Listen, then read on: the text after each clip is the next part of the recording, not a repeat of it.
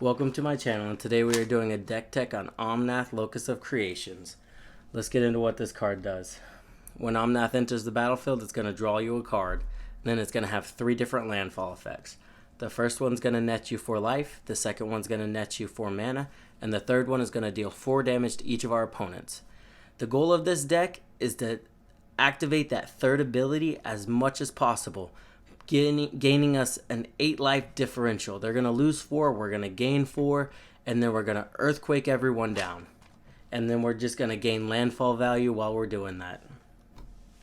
Let's get into how we're going to trigger this ability multiple times. First, we have Dreamscape Artist. By sacking a land, we'll be able to pull 2 basic lands from our library onto the battlefield. If we play a land that turn, that nets us 3 land, and boom, earthquake. Azusa Lost But Seeking. If we got a bounce land, play the bounce land, bounce it back. We can do that multiple times, and then, obviously play your land per turn. Boom, earthquake, 4 damage. Now we got to go to the less effective ones. We have Oracle and Moldiah. What I do like about this card is you're constantly drawing gas because there's going to be no lands on the top of your library. Mina and Den. Again, this isn't as effective as the other 2, but 1 extra land, that's going to do it for us. Exploration, again, 1 extra land. Ozzy, Tyrant of Gyre, 1 extra land, but it's also going to draw us a card, so we're good there. Sword of Hearth and Home. This can bounce Omnath for a card draw and also net us a land, so we're good there. Ashaya is one of those where it can go anywhere from getting us all 3 or just adding 1, And then same with Chilane. Chilane can either get us to all 3 landfalls or it could just get us 1, Let's get into some lands that can get us there. We've got Blighted Woodlands. It does cost a bit of mana, but it's going to net you 3 lands right away. Play it, activate the ability, boom, 3 lands. And then you'll get the 4 mana off of that, so it doesn't really matter. Slower, but still good, Mirrored Landscape. It enters the battlefield tapped, but kind of does the same thing. And then we have Ghost Quarters. You can use this to get rid of your opponent's land, but also you'll be able to play it, sack one of your lands, and search your library for a land, netting you, 2 different lands. So then you'd only have to have 1 additional land, and then boom, we activate it 3 times, and then earthquake. We're going to be sacking a lot of lands in this deck, so let's get those back from the graveyard using Tatiana. Not only does this get us a land back from our graveyard, but every time we sack a land, we're going to get a 5/3 elemental, so I'm cool with that. We then have Green Warden. Not only is that going to get us cards back from our graveyard, but also it's going to double up our landfalls. So again, I'm very cool with that. Last but not least, we have Crucible of Worlds and Ramana Excavator, which just say you can play lands from your graveyard. Let's jump into the landfall of the deck. We have Emeria Angel. This is going to create 1/1 flyers. We have Felidar Retreat, which can either give each creature we control a 1/1 counter or a 2/2 cat. This is going to be amazing because this deck can go wide. We then have Rampaging Balos, which that's going to get us a 4/4 beast.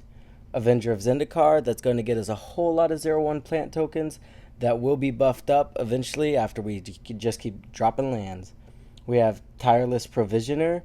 This is going to make us a food or treasure token. 9 times out of 10 it's going to be a treasure, but if we do need that life difference because of the earthquake spells, we can do the food token. We then have Tatiana, that's going to draw us a card and gain us a life. Again, we want our life total as far from our opponents as possible. Then we have Omnath Locus of the Royal. That's going to give a 1/1 counter on a elemental and also draw us a card. Then we have Omnath Locus of Rage. This is going to give us a 5/5 elemental. We are also running Morag, Fury of Arcun. This card synergizes really well with Helm of the Host, which we do run in this deck. So every additional combat, we're going to get another Omnath, which is just going to go insane with all of the landfall triggers.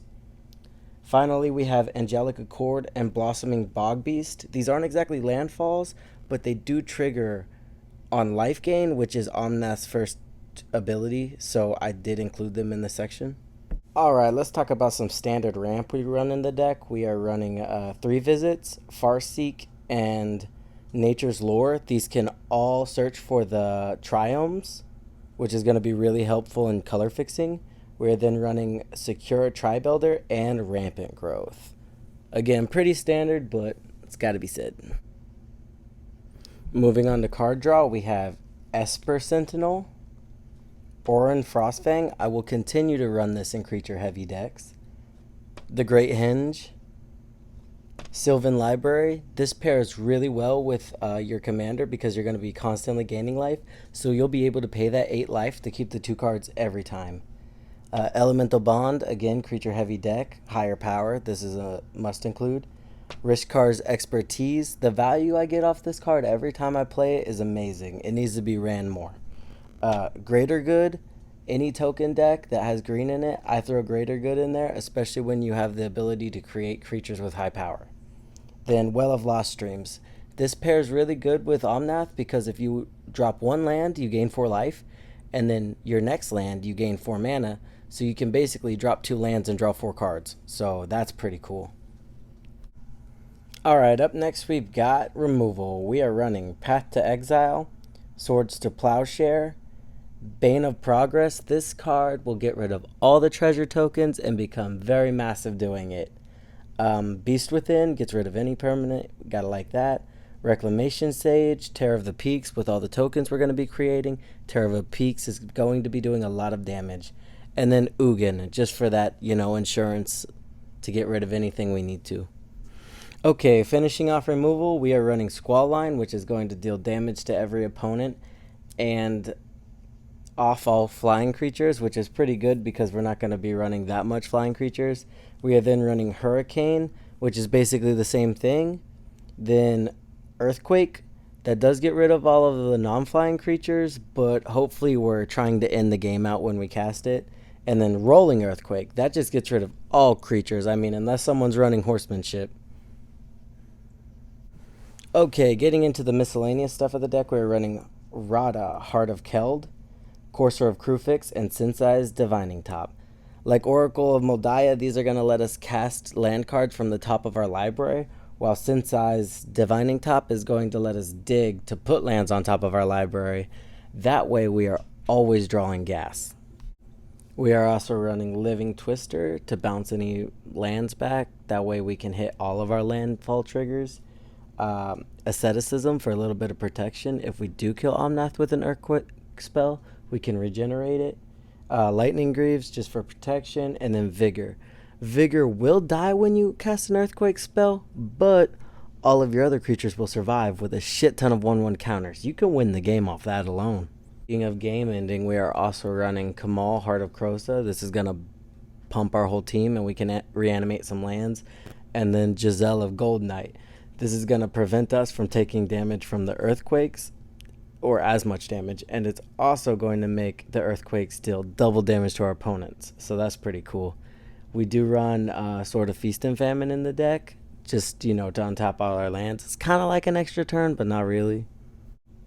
Finally, for consistency purposes, we are running Fabricate to, so that it'll fetch us up Crucible of Worlds, Sword of Feast and Famine, anything we need. And then Green Sun Zenith, that'll just get us whatever creature we need at the time onto the battlefield. So that's pretty good. And with that being said, that's the deck, guys. Thank you for watching.